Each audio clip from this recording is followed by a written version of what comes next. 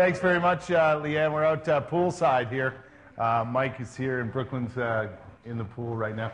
This is a small indoor pool here for a great reason, right? Absolutely, yeah. It's about 4 feet deep and about 18 feet long. Right. And it's really, I mean, we have fun in it too, but it's really for Brooklyn's therapy. That's originally the idea, right? That's the whole idea behind it. Yeah, is that when she gets in there, she's able to exercise, and the water is able to support parts of her body, so she doesn't have to concentrate on controlling them as well, and she's able to exercise and focus on specific body parts to move. You mentioned earlier just how tiring it is, even in a chair, for Brooklyn. Like, you know, her neck gets tired from certain things, her body parts get tired, but to exercise and to get full body movement is key, right? It's absolutely key. I mean, she's got to have strength and develop muscles that we all get from standing and walking and doing other things that she doesn't get by being in a chair. Yeah, because otherwise, what is it, muscular atrophy sets in, right? And she can get tightening of the muscles and tightening or shortening of the ligaments, and then it requires, you know, can require surgeries or injections of and very painful, things. mind you. Very painful. Yeah. You know, so this is a way for her to exercise and stretch those muscles and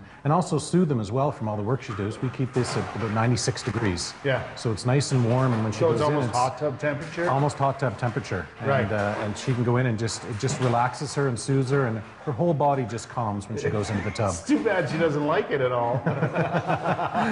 How many times does she in here all the time, or? Yeah, all the time. During school, at school, they also have a swimming program as part of their therapy there. Right. So she's in once or twice a week at school, and then may only get in and at home once or every couple of weeks. During the summer, when there's not school and there isn't swimming at school on that particular week, she might be in here 2 or 3 times a week. Right.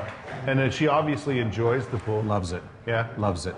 Loves splashing, loves moving around, loves swimming, loves doing everything in there. And loves the closest, too, of the body contact of being in there. True enough. You know, I mean, she's in a chair a lot of the time, and when she's not, she's fighting to support herself, even sitting on a chair with you. Where in the pool, her body can totally relax, and she can be real close to you, and it's a real nurturing thing for her. That's great. I never thought of that, because when you're sitting in the type of chair she's in all day, you can get a hug from someone, but it's not the same. It's not the same. Right? And this is just, it's so close and so intimate with her that she just gets that parental bonding that she loves. And was that difficult at first, and was that something you really had to think about initially when Brooklyn came along? No, I don't think at first, because at first, you know, diagnosis wasn't in, we didn't know what it was, she didn't have a chair, so a lot of it was laying and cuddling as you do with normal babies. Right. And then as it progressed and she needed the chair to support herself and do all those things, the separation started to happen, so you try and find ways to be able to coddle and hold her close and do things and support her, and the pool's been a great fit for that. Yeah, because there are so many things in our regular lives, and you know,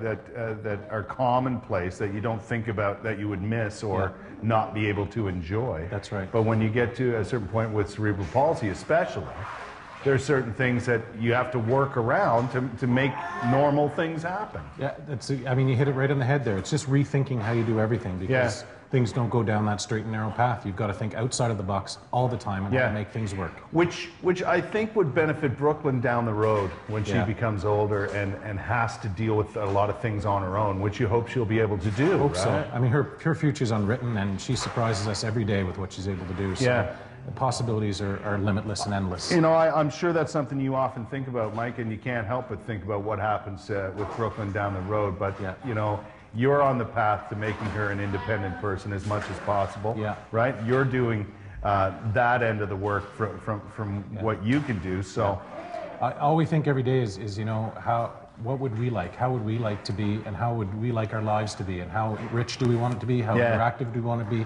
How involved do we want to be in everything? And we just try and relay that to Brooklyn. I know, you know, we were talking earlier, and you were saying, you know, one of the first questions you have is why did this happen to us, and why did it happen to Brooklyn, and all that sort of thing. But I think, you know, it happens to certain people for a very special reason, and I think you've discovered that. Yeah. You know what I mean? Well, you're here to help her, and you guys are doing a fantastic job. Very kind, thank you. We're going to find out more about some things Brooklyn enjoys, like horseback riding. I'm getting splashed here, Missy.